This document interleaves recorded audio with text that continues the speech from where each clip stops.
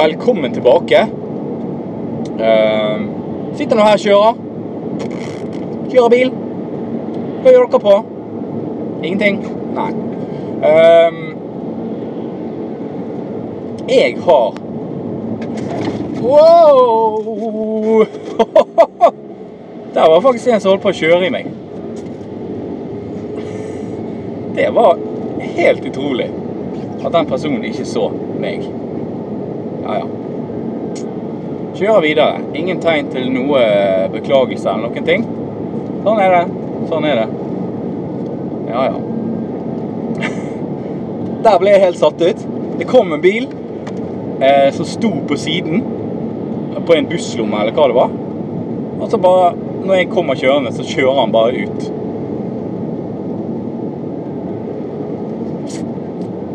Ja vel. Ja. Jeg har sett, eller jeg har ikke sett, samboeren min så på en serie som heter Making a Murder. Og ja, det var spennende greier. Jeg så litt av slutten og jeg leste litt om det i avisen. Ups, jeg skulle ned her.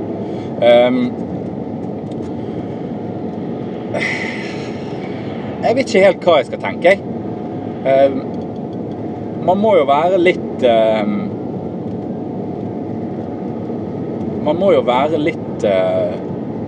kritisk også mot de som lager filmen, synes jeg da. Det finnes jo nok av konspirasjonsteorier og folk som klarer å overbevise andre mennesker om at ting som ikke er sant, egentlig er sant. Og det ja, det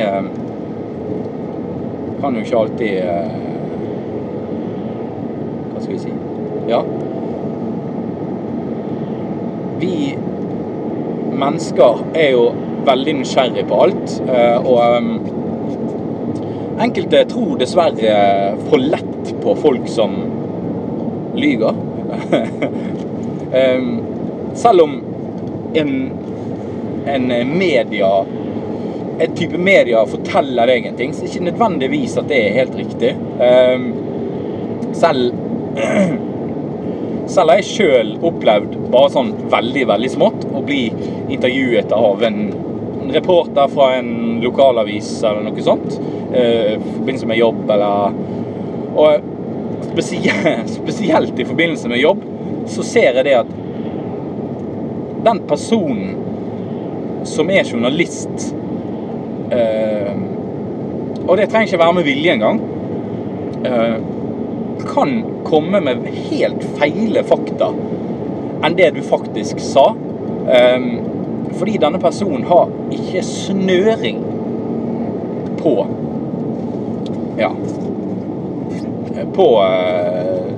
det yrket som du driver med, sant?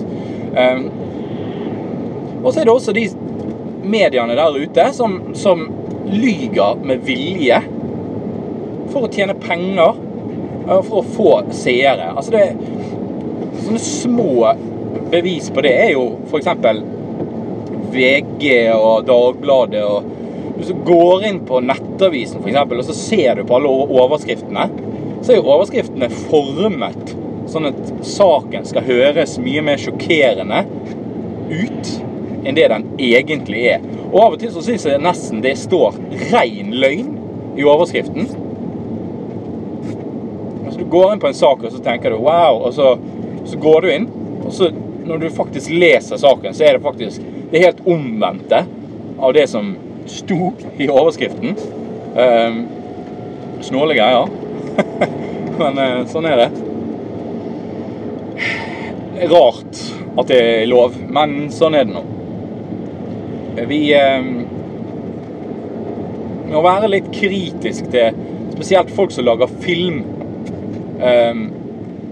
For det er nok mye som er klippet bort for eksempel i en dokumentar, så det sikkert mye som klippet bort. Hvis det en dokumentar laget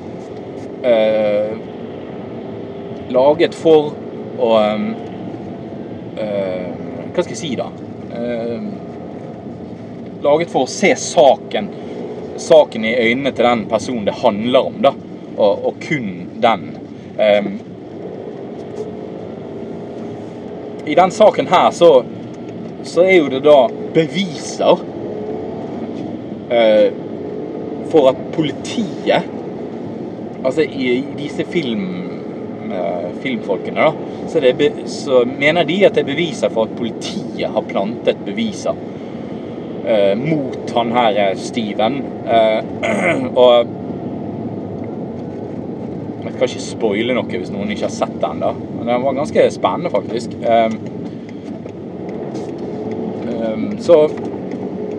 Og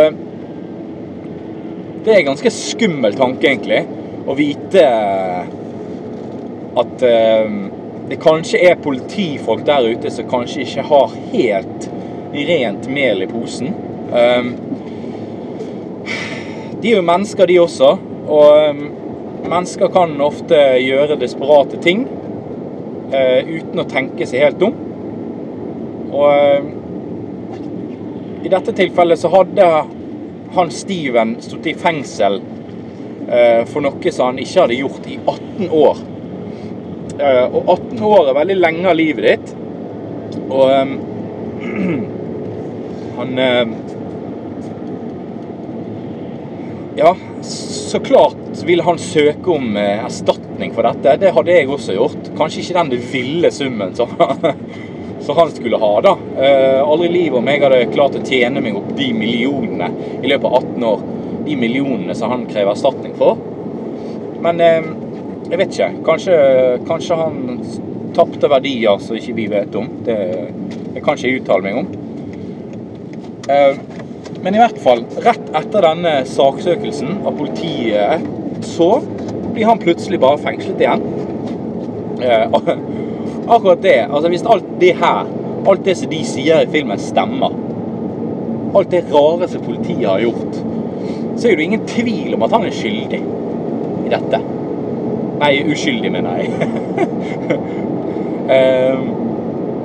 Det jo, i mine øyne i hvert fall, så det faktisk ingen tvil om at han uskyldig. Og at igjen han får den samme dommeren i nye høringer, og det litt rart da. Hvorfor har du gått så langt hvis du faktisk uskyldig? Hvorfor har du gått så langt med dette her? Men jeg stiller også spørsmål ved hvorfor, hvis det så mange advokater og så mange leger og alt dette her som så bombesikker på og har beviser for at politiet har plantet beviser mot han, så skjønner jeg ikke hvorfor det ikke har vært så mye lettere å få han ut av fengsel tidligere. Det jo bare et spørsmål jeg stiller meg. Men det kan jo hende at politiet ikke helt vet, nei, ikke politiet, men altså sånn som systemet i USA, så det ikke sikkert at det så lett. Jeg vet ikke. Men det jo ikke så lenge siden han ble fengslet heller. Og alt dette skjedde jo i 2005, og nå vi i 2016. Jeg husker ikke hvor lenge han var blitt fengslet fra. Var det 2005? Ja, jeg tror det. Så lenge siden den ikke da. Men, ja. Oi, her må vi bremse, for her en så mye rart som skjer i trafikken i dag. Det bare til å sette 9 streker under svar på med en gang. Yes. Jeg tror jeg fikk sagt det jeg skulle si om det. Hva synes dere om det? Legg igjen en kommentar. Og prøv å være litt kritisk da. Prøv å være litt kritisk til ikke bare tro på det som de som har laget filmen sier, men det som de politifolkene også sier. Det ganske utrolig i hvert fall hvis det finnes politifolk der ute som har lov til å bare sitte og skylde på folk som ikke har gjort ting på den måten. Det er ganske utrolig. Du burde i hvert fall ikke ha jobb som politimann. Det er noe sikkert og visst. Og hvis han er uskyldig, han her Steven, så går jo det en mann fri da, som har drept denne jenten. Og det er jo nesten enda verre.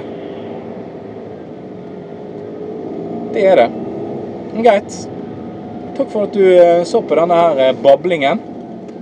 Så snakkes vi neste gang. Ha det bra! Så, jeg lurte på hva du synes. Nei, jeg ble jo veldig engasjert. Det er det? Ja. Men hva tror du da? Hva tror du? Jeg vet at han er uskyldig. Du vet at han er uskyldig? Ja, jeg vet. Ok, og du tror ikke at det er filmskaperne som overdriver? Nei. Vi fikk jo se bevisene, mange av de. Og da klarer du jo å dømme litt selv også. Ok. Og at mange av jurymedlemmene har fortalt at jeg synes det var vanskelig å mene noe, at jeg ble nesten tvingt til å mene det jeg skulle mene. Ok. Tror du på alt du ser på TV? Ja. Nei. Ok.